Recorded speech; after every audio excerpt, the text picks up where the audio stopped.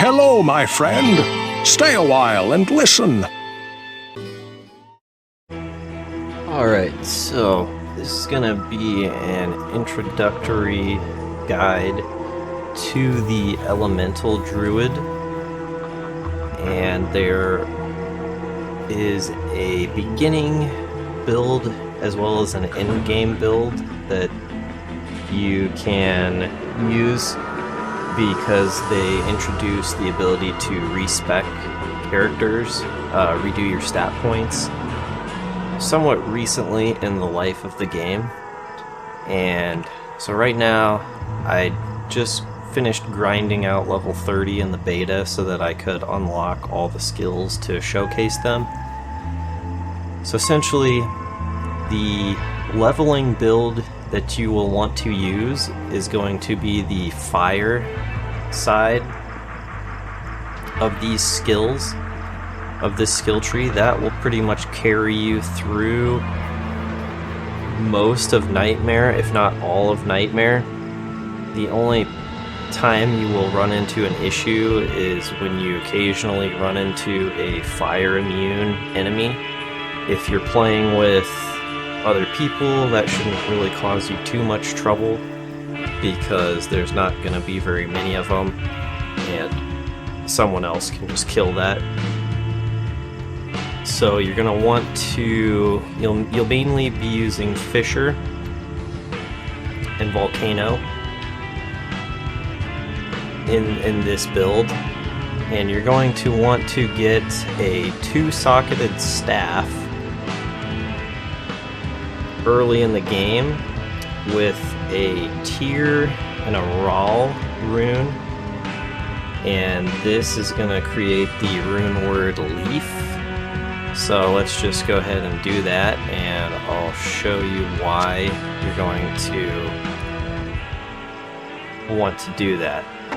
So this gives you +3 to fire skills, and it's a little unintuitive, but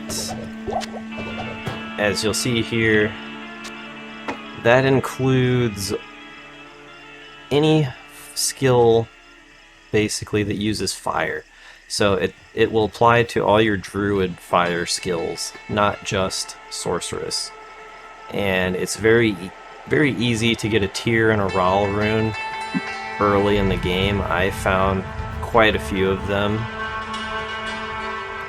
in my playthrough on the beta, and I don't know if any drop rates have been changed in the beta or not, but I found a lot of them. I could make a few more of these staffs if I wanted to. That probably the most difficult thing to find will be a 2-socketed staff, but I was able to just buy one off of Akara for about 9,000 gold.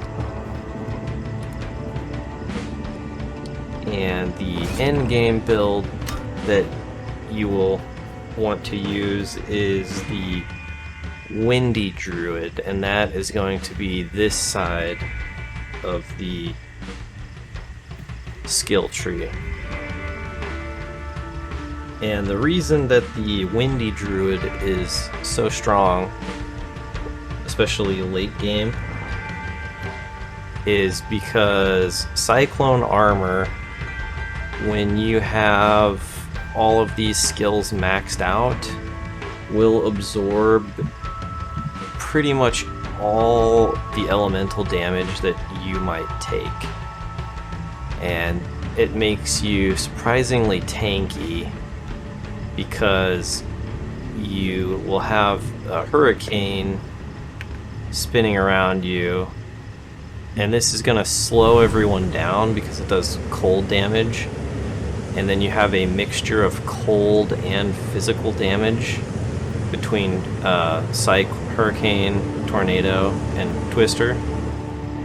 And Tornado is going to be your main casting damage spell, whereas Twister, usually I'll have Twister assigned to my left click and Tornado to my right click.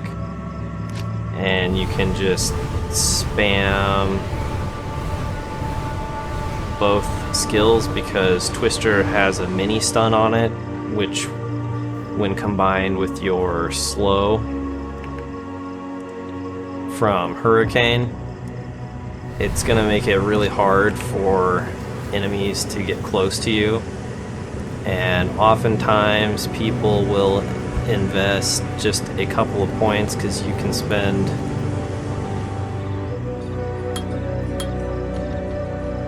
like 1, 2, 3, 4 extra points, because typically you're gonna have Oak Sage at a pretty high level just for the bonus HP for yourself and your group.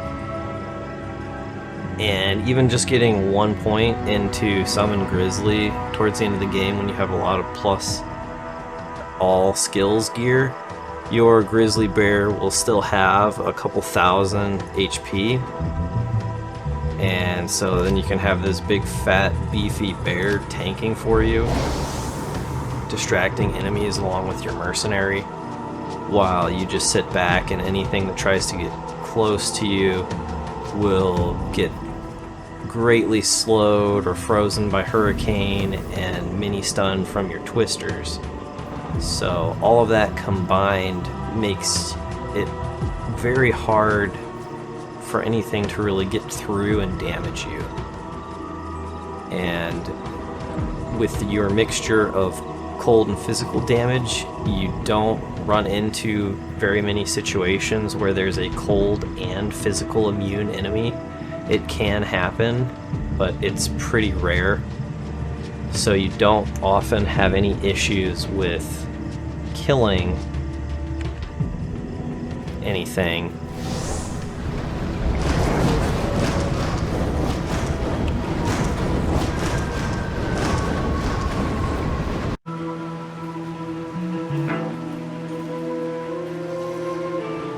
And with the fire skills, you will mostly be using Armageddon. You'll just cast that and run around. It'll just blow up stuff around you. It will gain bonus duration from Fisher. You can see here the bonuses. Hurricane also gets quite a large duration boost from Cyclone Armor, so you can get it up to where it will last for a minute or so, which is a pretty good lengthy amount of time. You don't have to recast it too often. And the strength of the fire build is that it starts to scale very quickly, whereas the Windy Druid, you don't even get your first damaging spell that you're going to use until level 24. So Arctic Blast is pretty weak, and you never are going to put more than 1 point into it. So when you're trying to level as a Windy Druid, you're going to have a difficult time. You're going to be getting carried by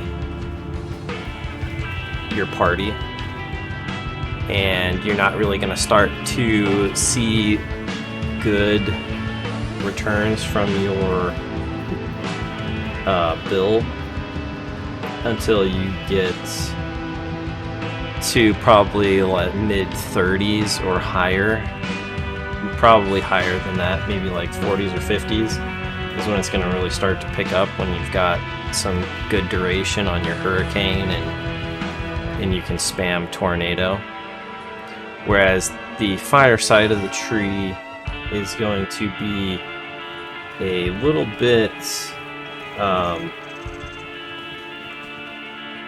bit more mana efficient early in the game, because you get a lot of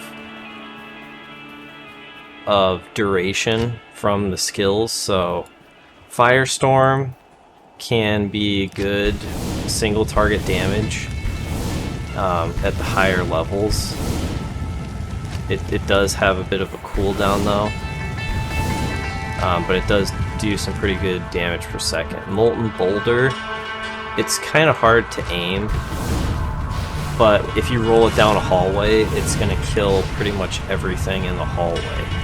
But the great thing about the fire skills is how long they last. So you can see here, this lasts for 5 or 10 seconds, and it's just gonna keep killing everything. Oh, sorry, 1.6 seconds. It seemed like longer than that.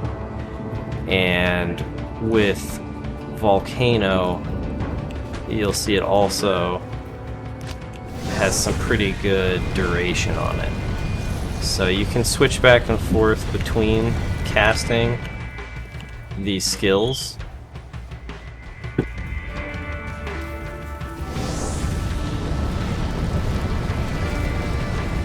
You do have to wait for a little bit of delay in between.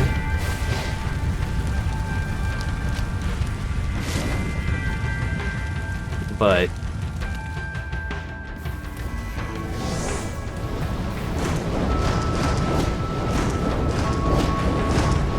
you can just pretty much sit in the middle of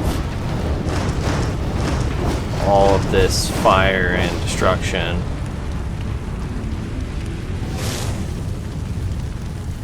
And anything that tries to come close to you is just going to get blown up.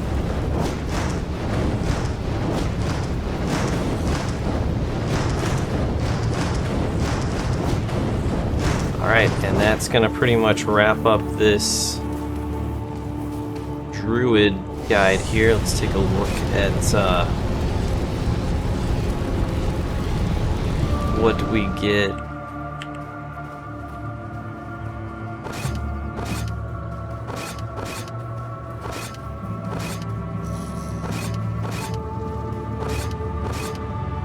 See how big of a damage difference having this staff, those 3 extra levels make, because all the synergies also gain from those plus to skills. So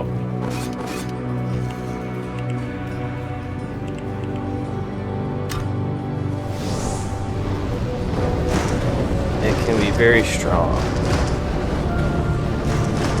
And this staff can pretty much carry you all the way through Nightmare, and then in Hell you can switch over to the Windy Druid build and then progress through Hell. And the Druid will not need very much gear to continue progressing. I would rate him up there with the Sorceress in terms of how far he can progress with little to no gear.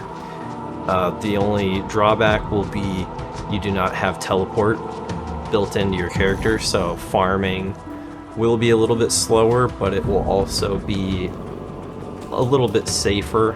You'll have more room for error, and the Druid's really just a very strong, well-rounded character. So, alright, thanks for watching, thanks for listening to this guide. I will have a couple more guides for some starting builds for the other characters coming out. Won't have really too much footage for them, because unfortunately it did take quite a lot of tomb runs to get to level 30. It took a lot more time than I had thought that it would. So, alright guys, take it easy, and remember to give them the D.